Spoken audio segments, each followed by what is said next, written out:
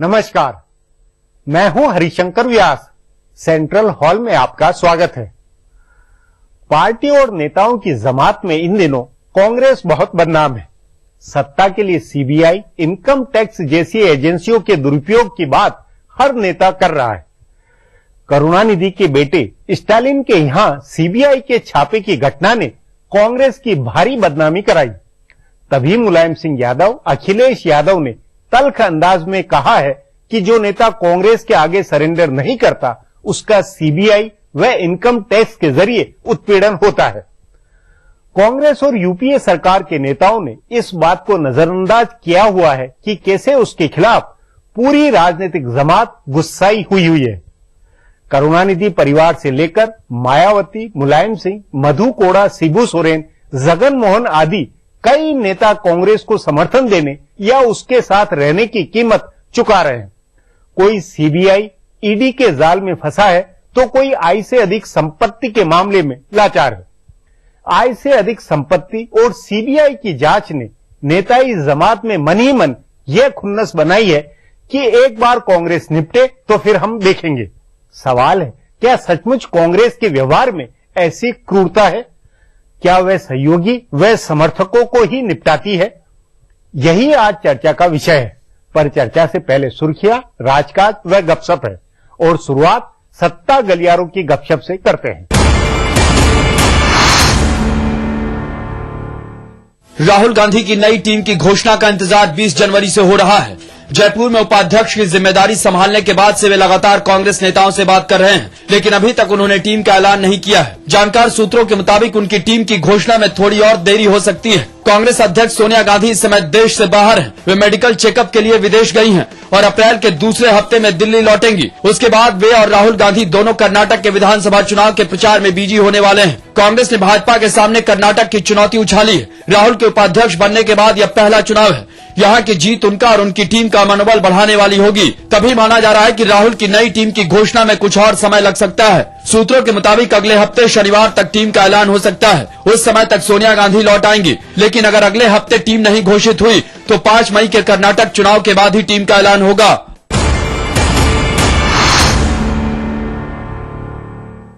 Bharatiya Janata party का मुख्यालय नई दिल्ली में 11 अशोक रोड पर है, लेकिन इसकी सत्ता का असली केंद्र नई दिल्ली के झंडे वालान में है। यह नागपुर के संघ मुख्यालय में बीजेपी में अध्यक्ष कोई रहे, असली डोर संघ के हाथों में होती है। पिछले अध्यक्ष नितिन गडकरी ने नागपुर के संघ मुख्यालय की इस सत्ता को और मजबूती दिलाई थी, लेकिन राजनाथ सिंह के अध्यक्ष बनने के बाद बीजेपी में एक और नया सत्ता का केंद्र उभरा है। ये केंद्र गुजरात में है। बीजेपी के राष्ट्रीय अध्यक्ष राजनाथ सिंह 6 अप्रैल को पार्टी का स्थापना दिवस का कार्यक्रम मनाने गुजरात जा रहे हैं। नरेंद्र मोदी के बीजेपी के संसदीय बोर्ड में शामिल होने और उनके करीबी लोगों को नई टीम में जगह दिलाने के बाद से अंदाजा लगाया जाने लगा है कि पार्टी की नीति रीति के कई फैसले अब गुजरात से होंगे। वैसे जब अटल बिहारी वाजपेयी प्रधानमंत्री थे तब उन्होंने 7 रेसकोर्स रोड के पीएम निवास को भी बीजेपी का सत्ता केंद्र बनाया था। तब संघ की सत्ता कमजोर हुई थी। लाल कृष्ण आडवाणी ने भी उसी नक्शे कदम पर चलकर अपने आधिकारिक निवास 30 पृथ्वीराज रोड को भी बीजेपी का सत्ता केंद्र बनाया। सो अब ऐसा लग रहा है कि जैसे बीजेपी में कई सत्ता केंद्र हो गए हैं। राजनाथ सिंह से लेकर लाल कृष्ण आडवाणी और संघ प्रमुख से लेकर नरेंद्र मोदी तक सब जगह बीजेपी के शक्तिपीठ बने हैं।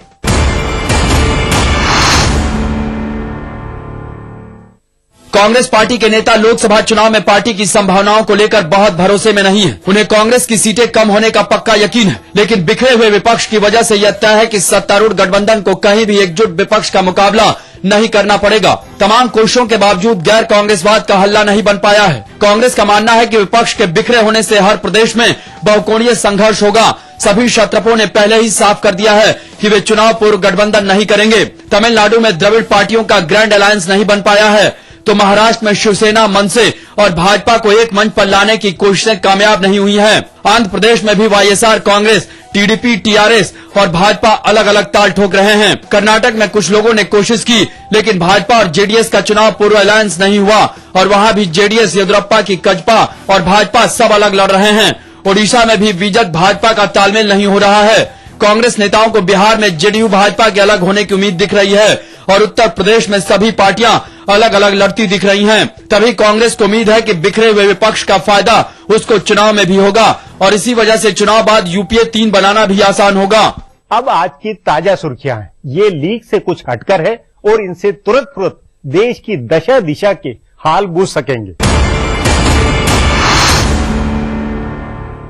केंद्र की यूपीए सरकार को समर्थन दे रहे समाजवादी पार्टी के प्रमुख मुलायम सिंह ने एक बार फिर कांग्रेस पर निशाना साधा है। उन्होंने अपनी पार्टी के कार्यकर्ताओं के एक सम्मेलन में कहा कि सरकार के 1000 हाथ होते हैं, सरकार से लड़ना आसान नहीं होता, विरोध करोगे तो मुकदमा दर्ज कर देंगे, सीबीआई लगा देंगे, जेल भेज देंगे। उन्होंने एक बार फिर सीबीआई के दुरुपयोग की आशंका जताते हुए कहा कि केंद्र सरकार का विरोध करने पर केंद्रीय एजेंसी किसी को जेल भेज सकती है। आडवाणी की तारीफ वाले बयान की गलत व्याख्या का आरोप मीडिया पर लगाते हुए मुलायम ने कहा कि जिन लोगों ने देश के लिए अच्छा काम किया है उनकी तारीफ होनी ही चाहिए।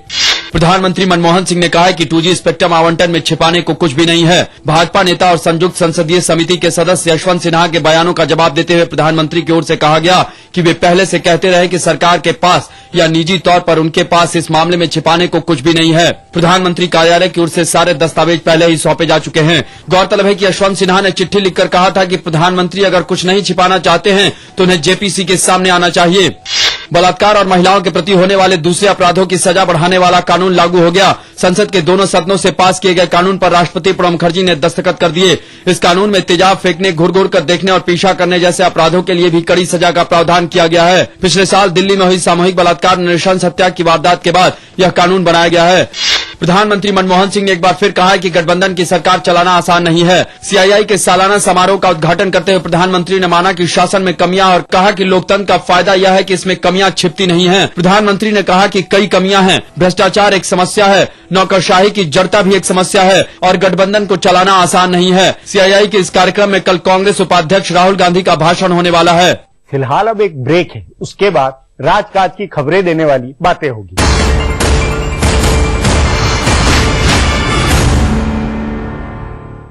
प्राचीन संस्कृति की पहचान लेकर आज का बिहार बढ़ चला है नई दिशा में, नई आशाएं लेकर। और उस राह पर घटी हर एक घटना करती है असर जनता पर, प्रदेश को देती है नया मोड़, तय करती है आगे की राह। इस तरह बनती है खबर, अपने बिहार की खबर, अपना बिहार इस समय पर। न्यूज के सह प्रायोजक हैं Grizzly Vidyalaya Koderma, world famous for me mobile, mobile for me, Taurian world school, 2 कदम आगे। Agrani infra developers private limited, Kerala Ayurveda treatment centre, lake avenue, Kanker road, Ranchi. शेर वही जो शेरा कॉमेट पहने। Little wing school, Krishna Nagar, Booti More. बढ़ रही है जनसंख्या, घट रही है जोत, ऊपर से महंगाई का बोझ, विश्व बाजारों में जारी है प्रतिस्पर्धाओं का दौर, कृषि उत्पादन और आमदनी बढ़ाने की होड़। हम बताते हैं आपको कैसे करें कम लागत में अधिक उत्पादन। उन्नत बीज, नई तकनीक और विविधीकरण से बनाए संपूर्ण, समृद्ध और खुशहाल भारत। अन्नदाता देखिए हर रोज सुबह 6:30 बजे। कैसी भी हो समस्या, यदा मुस्तरी करकटे या कमाने, यदा चश्मखोरा नमान से सलाम से, तदा ज्योतिषी क्या पढ़ेगा लिखेगा, हुआ बालका बादशाही करेगा। कोई भी हो जिज्ञासा, हस्ताक्षर पहचान होती है व्यक्तित्व के अंतरंग ऊर्जा का, बाहरी प्रमाण से कुछ लेना देना नहीं होता। पाइए अपनी सभी समस्याओं का समाधान ग्रह नक्षत्र और आपने अपना प्रश्न रजिस्टर कराने के लिए डायल करें 186-142-444-5517 या फिर हमें SMS करें 562635 पर।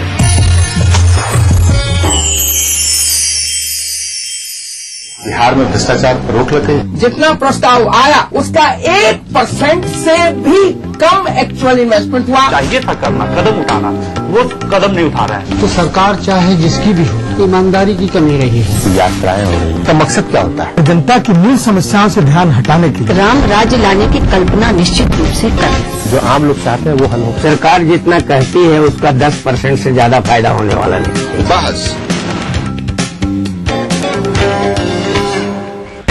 नमस्कार, हाजिर हूँ मैं प्रवीण दत्ता लिए आपका फेवरेट क्राइम शो दास्तान-ए-जुर्म। जब हैवानियत के तूफान में करह उठे इंसानियत, जब जुर्म के सन्नाटे में गूंजने लगे मजलूमों की सिसकियां,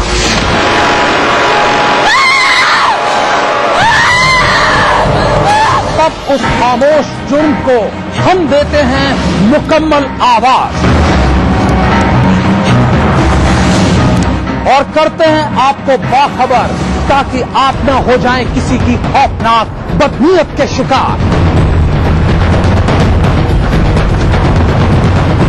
देखिए दास्तान जुर्म, सोमवार से शुक्रवार रात 9:30 बजे ईटीवी के सभी हिंदी चैनल पर। इस कार्यक्रम के सह प्रायोजक हैं little wing school, Krishna Nagar, Booti More, Ranchi.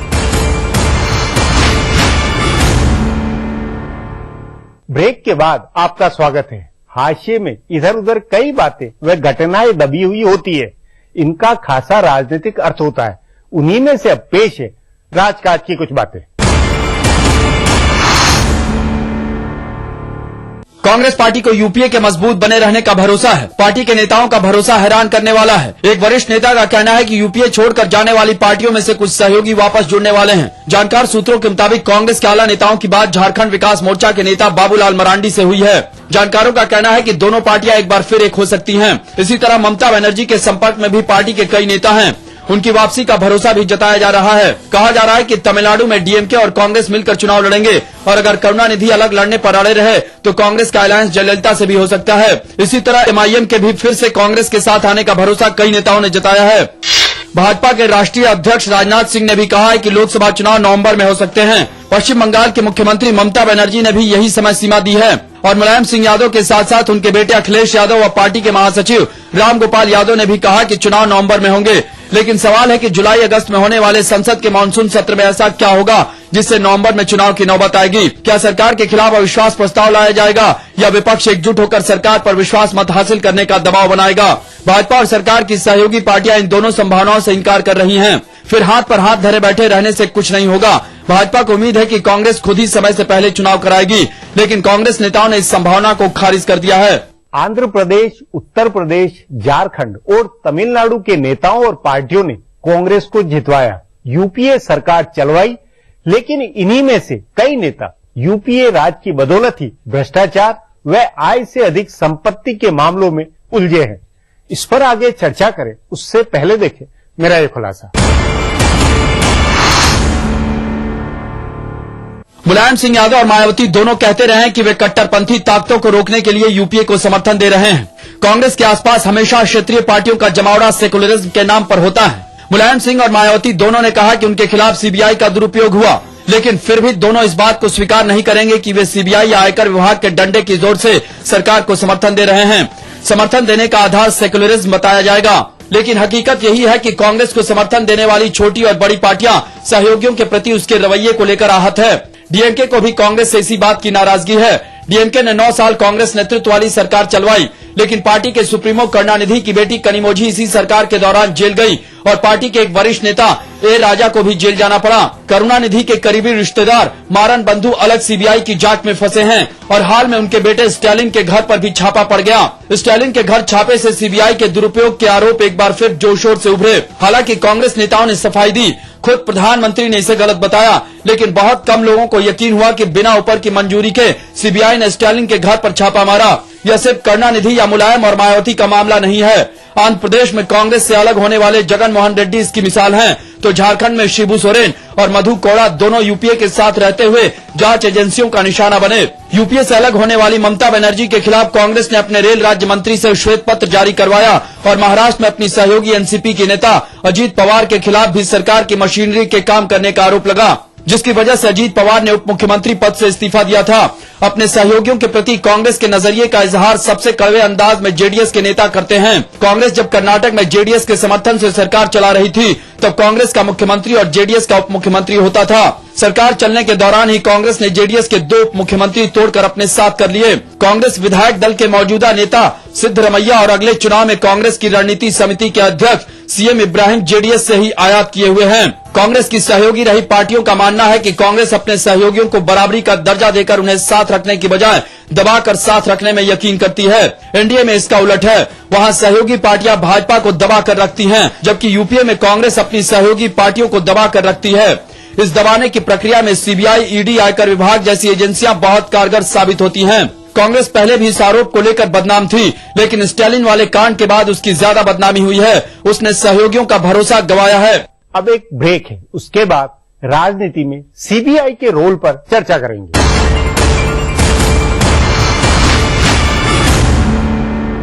कैसे मिले बेहतर स्वास्थ्य, किन किन बातों का रखें ख्याल ताकि आप रहें स्वस्थ, कैसा हो आपका खान पान, ये और बहुत कुछ जानने के लिए देखिए हेल्थ मंत्रा अब एक नए समय पर, रविवार दोपहर 12:30 बजे और पुनः प्रसारण बुधवार दोपहर 12:30 बजे सिर्फ ईटीवी बिहार झारखंड। अगर आपको लगता है कि आप में भी है वो बात कि आप बन सके बेस्ट मॉम सुपर ग्रीनी, और अगर आपको लगता है कि आप दोनों पति पत्नी है बेस्ट कपल, तो अपने एक अच्छे से फुटग्राफ के साथ और बेस्ट होने की रीजन के साथ हमें मेल करें। आप सबके लिए हमारा ईमेल आईडी है etv@gmail.com। तो देखते रहिए मिसेस भाग्यशाली अब हफ्ते के 3 दिन, सोमवार, बुधवार, शुक्रवार दोपहर 3:30 पे। अब आप पुनः प्रसारण भी देख सकते हैं, जी हाँ, यानी कि हफ्ते के 3 दिन, मंगलवार, गुरुवार और शनिवार सुबह 11:30 पर सिर्फ ईटीवी बिहार झारखंड। इस कार्यक्रम के सह प्रायोजक हैं टोरियन वर्ल्ड स्कूल, 2 कदम आगे। पूरे परिवार का हेल्थ टॉनिक आइडोफॉल में। आप healthy, India healthy. Little wing school, Krishna Nagar, Booti More, Ranchi. क्रूमेट 80 vitamin baby oil, Grizzly Vidyalaya Koderma. Kerala Ayurveda treatment centre, lake avenue, Kanker road. शहर से, गांव से, यहाँ से, इन गलियों से, यहाँ से भी न्यूज हर तरह की। झारखंड की तकदीर महफूज नहीं रह गई है। लोगों की निगाह है होम्योपैथ के डॉक्टर, वृक्षारोपण के साथ ही अवगाज गिरने वाली है। हर जगह की। रांची, जमशेदपुर, भागलपुर, पूर्णिया, मुजफ्फरपुर। हर दिन 24 घंटे ईटीवी न्यूज।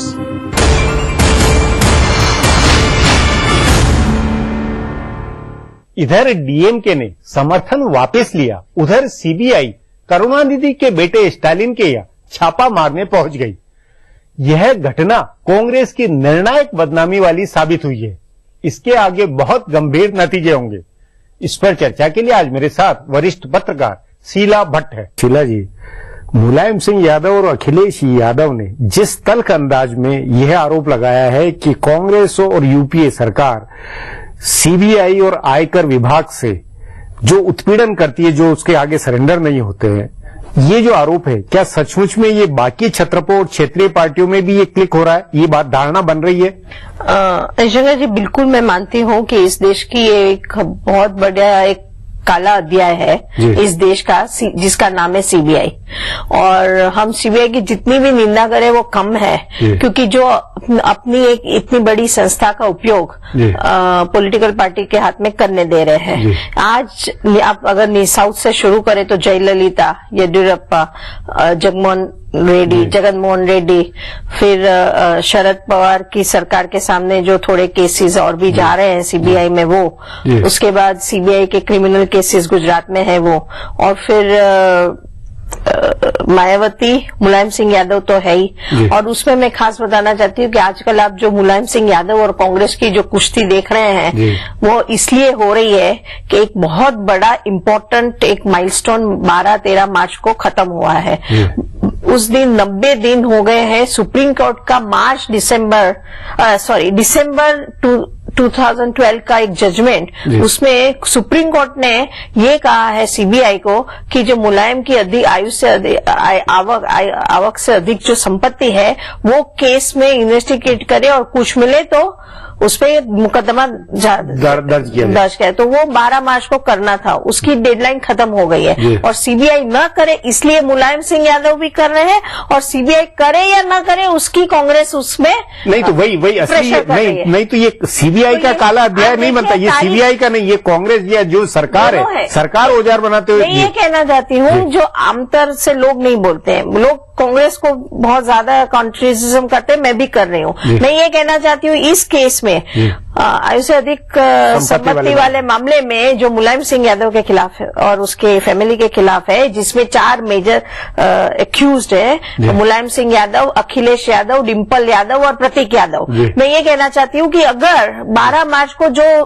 कायदे से सीबीआई को मुकदमा दाखिल करना था वो नहीं हो रहा है, और ये इसीलिए कह रही हूँ कि ये जो कुछ अभी हो रहा है वो जो डेडलाइन हो गई है इसलिए हो रहा है। नहीं, लेकिन उसमें तो फिर ये होना चाहिए कि मुलायम सिंह और अखिलेश को मतलब एक तरह से एहसान मानना चाहिए, ये शुक्र होना चाहिए कि कांग्रेस ने नहीं होने दिया, सरकार ने नहीं होने, फिर वो, लेकिन वो तो उल्टे आलोचना कर रहे हैं। नहीं, वो उसमें भी आप समझ नहीं रहे हैं कि वो हो सकता है ना, आपके ऊपर तलवार लुकी हुई है इसलिए आलोचना कर रहे हैं कि वो ना करे, इसलिए वो देखने के लिए। और दूसरी बात है कांग्रेस भी इतना नहीं कर सकती है, कुछ हद तक मदद कर सकती है, सीबीआई को भी हम सबको दिखाने के लिए भी कुछ एक्टिंग करनी पड़ेगी, इसलिए भी ये लोग बोल रहे हैं कि अगर हो गया कोई मामला, क्योंकि आप सोचिए आज सीबीआई इस केस में सुप्रीम कोर्ट के आदेश के अनुसार अगर कोई केस दाखिल करती है तो अखिलेश यादव को सीबीआई के हेडक्वार्टर लखनऊ बुलाना पड़ेगा, तो चीफ मिनिस्टर होके वो कैसे जाएंगे? और अगर कुछ मिला, जो मिलने की संभावना पूरी है, अगर पेपर बोल रहे हैं तो संभावना कह रही हूं मैं, तो मैं ये कहना चाहती तो फिर अखिलेश यादव सत्ता पे कैसे बने रह सकते हैं? उसको मतलब ये एक बहुत गंभीर संकट है जिसको सरकार ने भी बुझा हुआ, समझा हुआ और सपा भी समझ रही है, और बाकी अंदर से जान रहे हैं। ये नूरा कुश्ती इसलिए चल रही है कि अगर कुछ सीबीआई को सुप्रीम कोर्ट को दिखाने के लिए डर से कुछ, और हम सबके डर से करना पड़े, तो क्या बोलना है वो अभी मुलायम यादव वो पॉलिटिक्स कर रहे हैं, कांग्रेस भी कह रही है हम क्या करें, हम जितनी हो सकती है मदद कर रहे हैं, पर हमारी मजबूरी है वो भी कर सकते हैं। नहीं तो एक बात है, उस नाते फिर क्या ये माना जाए कि कांग्रेस और यूपीए सरकार मजबूरी के कारण, भले वो स्टालिन के छापा पड़ा हो, प्रधानमंत्री ने उस पर खेद जाहिर किया और उनको भी हैरानी हुई कि नहीं हुआ, क्या लगता है कि सीबीआई अपने हाथ अपने तह भी इस तरह फैसले कर लेती है और सरकार को पता नहीं पड़ता? कोई सवाल ही नहीं है। मैंने मतलब आपका मानना है कि करुणानिधि स्टालिन वाले मामले में क्या होगा? मैंने rediff.com में एक कॉलम लिखी थी, उसमें मैंने पहली लाइन लिखी थी कि अगर आप गंदे से दारू के बार में अड्डे पे बैठे हो तो वहां जाके आप कितनी भी बार बोल दो कि मैं मसाला मिल्क पी रहा हूँ, दूध पी रहा हूँ, छाछ पी रहा हूँ, कोई मानने वाला नहीं है। तो मैं नहीं मानती, हम इतने बुद्धू नहीं है कि इस देश में जो कुछ बोफोर्स से लेके जो कुछ देख रहे हैं कि पॉलिटिक्स सीबीआई को नहीं चलाती है। और मेरे ख्याल से वही मैं फिर से जो मैंने शुरुआत की वही कह रही हूँ कि ये काला अध्याय है। नहीं, लेकिन इसमें ये पहली बार ऐसा हो रहा है कि ज्यादा बहुत क्षेत्रीय पार्टियां, तमाम क्षेत्रीय पार्टियां कांग्रेस को लेकर कांग्रेस के ऊपर ज्यादा ठीकरा फोड़ रही कि वो ऐसा होने देती है, वो ऐसा मिसयूज ज्यादा करती है। ये कितनी सही बात है? ये राजनीतिक तौर पर कितनी सही बात? बिल्कुल सही है, क्योंकि ये मुलायम की केस है, जब कांग्रेस को सूट कर रहा था तब उन्होंने यू टर्न भी लिया है, मुलायम के खिलाफ केसेस भी होने दिए हैं, इसी केस में सुप्रीम कोर्ट में वो आगे भी बढ़ी है, तो कांग्रेस की कोई बचाव के पक्ष में कोई हो ही नहीं सकता। लेकिन मैं ये कहना चाहती हूँ सीबीआई एक्यूज मतलब जो ये रीजनल पक्ष के लीडर है, वो तीनों इसमें मतलब तीनों क्षेत्रीय पार्टियां भी उतनी दोषी, सीबीआई भी और कांग्रेस भी, सब एक अलग। आखिर देखिए बात क्या है, इतनी करोड़ों के रुपए आपके पास आए कहाँ से? जगनमोहन रेड्डी हो या येदियुरप्पा हो या मुलायम, वो हालात और परिस्थितियां और तथ्यों के कारण भी ये स्थितियां बनी हुई है, जिसके आगे कोई कुछ नहीं कर सकता। पर देश, हम आम आदमी है, हम क्या सोचते हैं? हम सोचते हैं अगर कोई लीडर, पॉलिटिकल लीडर चाहे रीजन का हो, वो अगर गलत कर रहे हैं तो उसको सजा हो, पर कांग्रेस वो नहीं होने देती है। कांग्रेस भी अपना फायदा देखती रहती है, वो केवल तलवार लटकाए रखती है। जी शीला जी, बातचीत को यहीं समाप्त करेंगे। प्रोग्राम में आने के लिए बहुत बहुत धन्यवाद। हमारा प्रोग्राम अब यहीं खत्म होता है, मुझे इजाजत दीजिए, कल फिर मिलेंगे इसी चैनल पर इसी समय।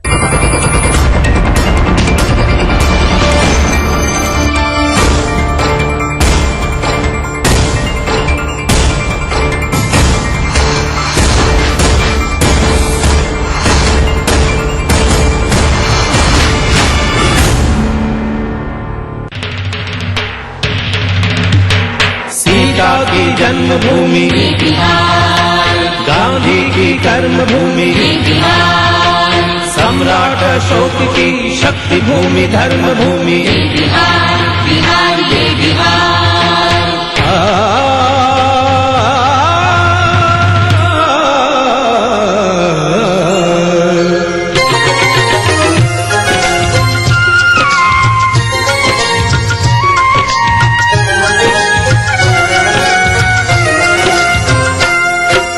वाल्मीकि ने रची रामायण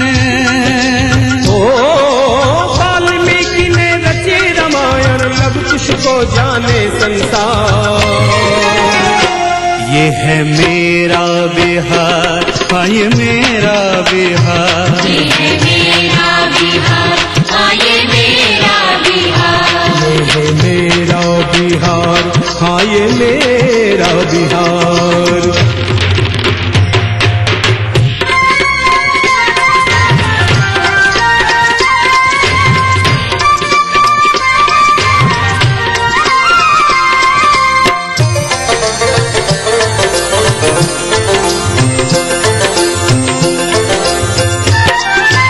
अंग्रेजन के हाड़ हिलल जब कुंवर के घोड़ा गरजल हाँ अंग्रेजन के हाड़ हिलल जब कुंवर के घोड़ा गरजल 80 बरस में चढ़ल जवानी ई भोजपुरिया चमकल राजेंद्र जी देश के पहला राष्ट्रपति बन गईले एही माटी के भिखारी ठाकुर जन जन मन में समैले गिनत गिनत अंगुरी थक जाई ओ गिनत गिनत अंगुरी थक जाई महापुरुष है हजार ये है मेरा बिहार हाँ ये मेरा बिहार ये है मेरा बिहार हाँ ये मेरा बिहार ये है मेरा बिहार हाँ ये मेरा बिहार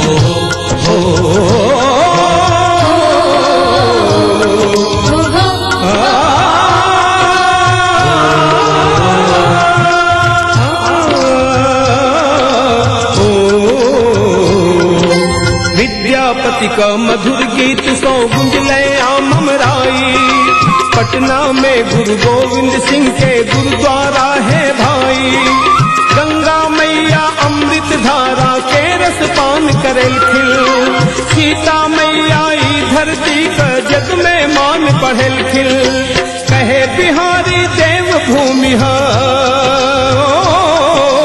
कहे बिहारी देव भूमि करिए के इनकार ये है मेरा बिहार हाँ ये मेरा बिहार ये है मेरा बिहार हाँ ये मेरा बिहार ये है मेरा बिहार हाँ ये मेरा बिहार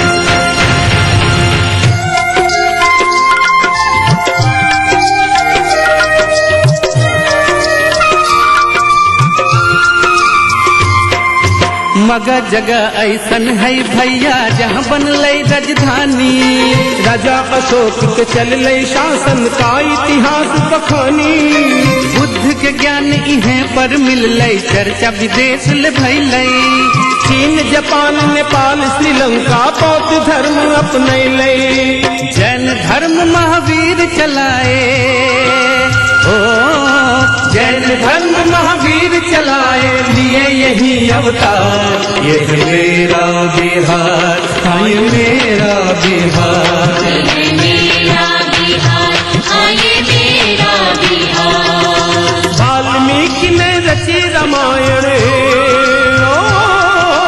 वाल्मीकि ने रची रामायण सब कुछ को जाने संसार ये है मेरा बिहार हाँ ये मेरा बिहार ये है मेरा बिहार हाँ ये मेरा बिहार ये है मेरा हाँ ये मेरा हाँ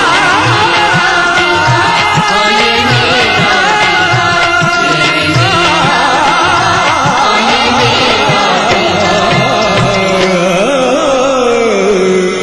ये है मेरा बिहार